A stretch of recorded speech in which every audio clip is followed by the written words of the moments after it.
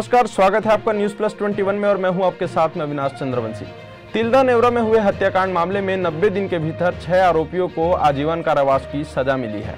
ऐसा पहली बार हुआ होगा कि न्यायालय विशेष न्यायाधीश रायपुर ने मर्डर केस के आरोपियों को एक साथ आजीवन कारावास की सजा सुनाई है।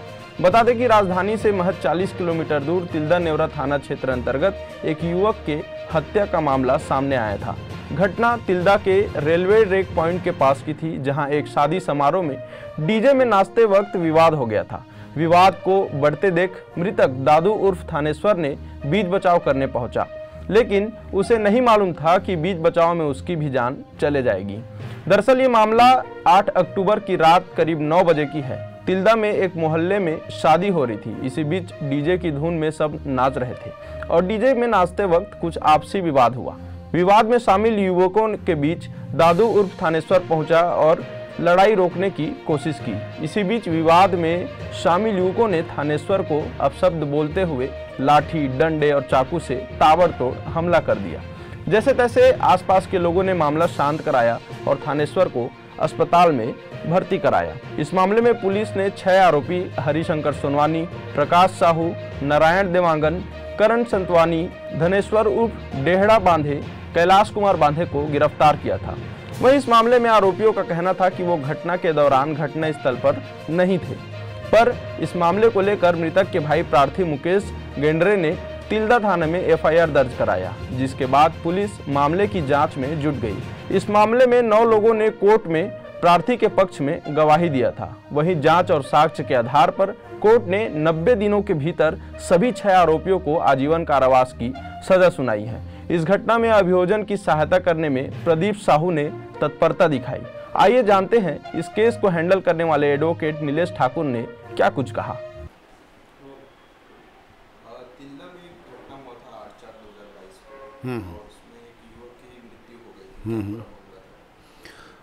गई। मामला ये था कि इसी साल अप्रैल 2022 की बात है।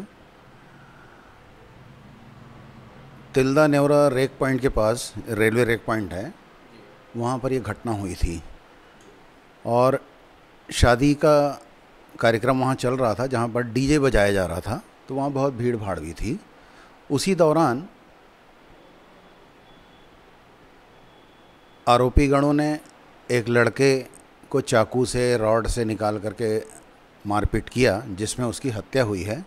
और ये लड़के की सिर्फ इतनी ही गलती थी कि उसने उस झगड़े में बीच बचाव किया था।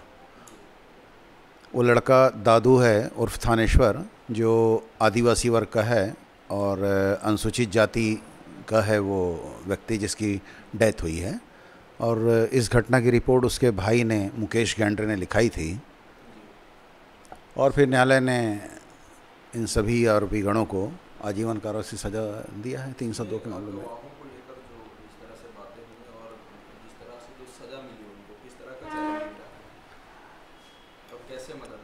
इसमें पुलिस ने नो डाउट बहुत अच्छी विवेचना की है, जिसमें एक विवेचक हैं मोहसिन खान, उनकी विवेचना अच्छी थी।